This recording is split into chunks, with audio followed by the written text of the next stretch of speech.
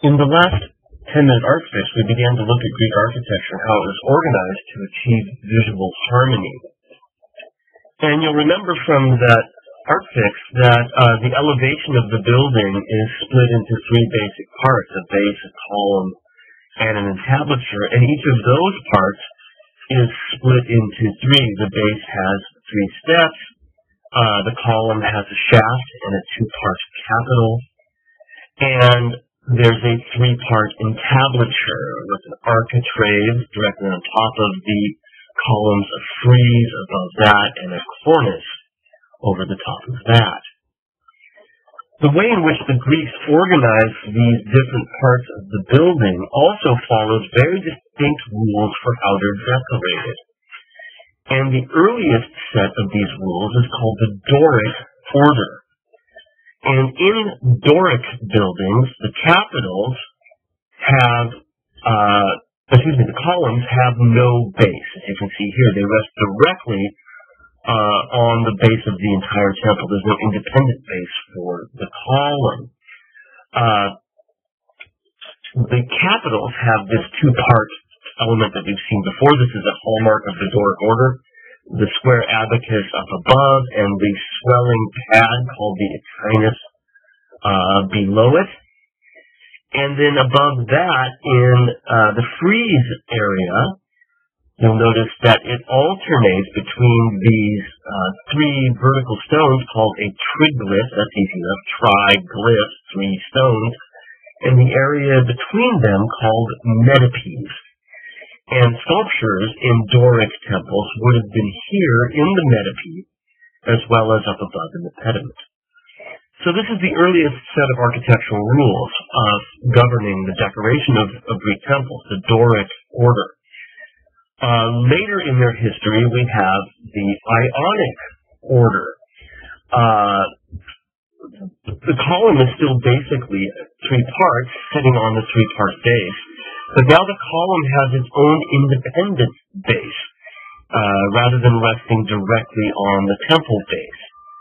The shaft remains roughly the same, but you'll also notice that the capital has changed as well. It's significantly more decorative. It's carved to look like a scroll capital. And certain parts of this, you'll notice the abacus has been diminished so that it's almost invisible from the ground. So it still looks like a 3-part column. The other major difference between the Doric order and the Ionic order is the frieze level up above. Here, instead of alternating between triglyphs and metopes, we have one continuous, unbroken band that would have been filled with sculptures. These days, we tend to use the word frieze for any long, sweeping image, and it's because of the popularity of that in the Ionic order. Here we're looking at the Parthenon, the most famous Greek building of all time. Architects to mathematicians Echinus and Callicrates. It is, as you can see, a Doric building. It has simple columns with no bases. They rest directly on the temple base.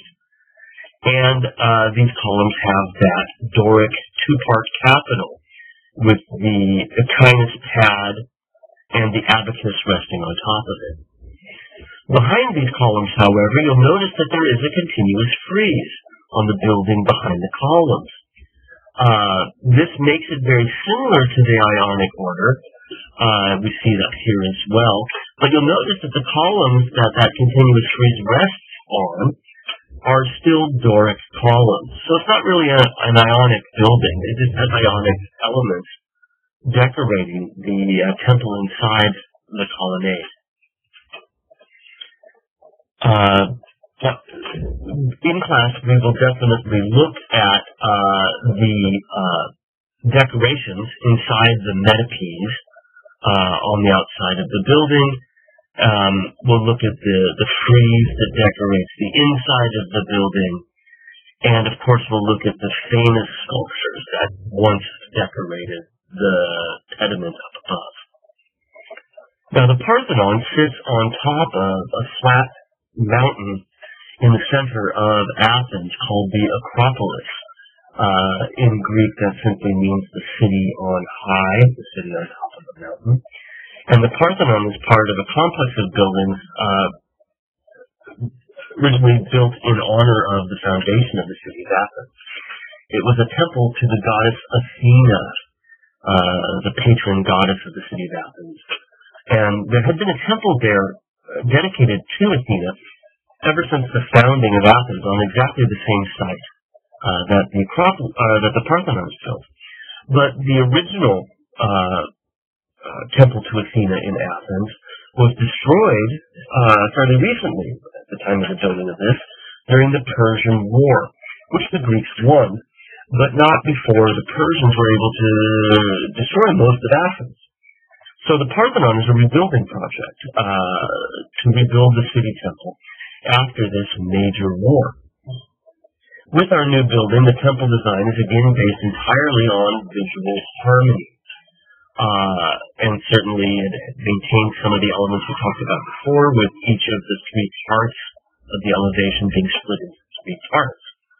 But beyond that, every single ratio in the building, and that is compare one measurement to another, every single ratio in the building actually follows the same ratio. And we can actually see this in counting the columns on the outside. They established the theme for us. There are 8 columns on the ends of the building and 17 on the side. If we think about the relationship, the ratio of 8 to 17 is 2 times 8 plus 1. And that same mathematical ratio, x equals 2y plus 1, right? 17 equals 2 times 8 plus 1. This is repeated in every single measurement used in the parcel. So, for example, quite obviously, the temple that sits inside the colonnade is also has a length that is 2 times the width plus 1. So if you make those measurements, you come up with the ratio for the size of the temple inside. But beyond that, even more interestingly, is the fact that if we take the height of the column from the base of the temple to the top of the Capitol, and take that measurement, the relationship of that to the circumference is again x equals 2y plus 1. So this measurement is 2 times that measurement, the circumference, plus 1. Furthermore, if we take this measurement, the circumference of the column, and compare it to the measurement between the columns at the base, we have this exact same ratio. This number is 2 times that number plus 1. And this continues again and again throughout the entire Parthenon as a way of harmonizing all of the different parts in relation to each other. And it's based on a very deep understanding on the part of the Greeks of how humans recognize harmony. And mathematics and ratios really are a key component of that. We always recognize it when it's there. This is exactly why we understand chords in music. It's all about mathematics. And when things are discordant, it's because the ratios are off. The same thing holds true in visual material. Now that said, there are some deviations from these exact measurements.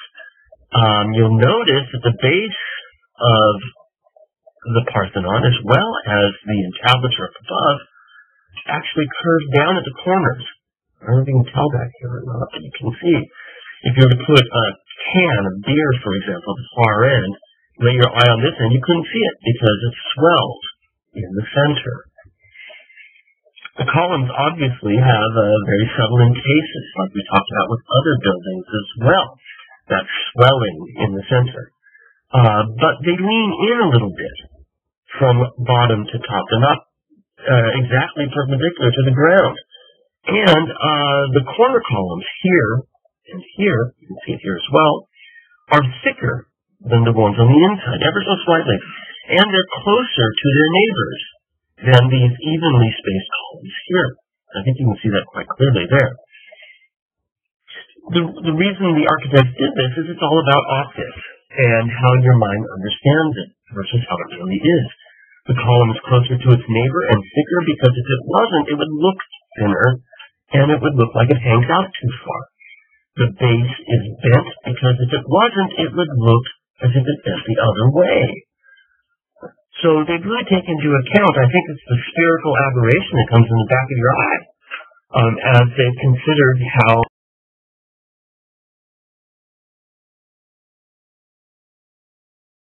to organize the different parts to make it visually harmonious.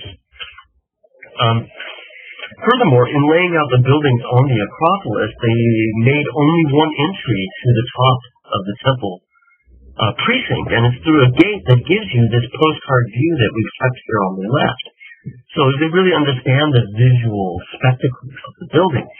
And furthermore, the actual entrance to the temple, after you come through the gateway here, is all the way at the far side of the temple. So you have to walk past it and around to the other side, right? You come in through here, you walk all the way past it and around this way in order to get into the building. So you had to really take some time in your procession to marvel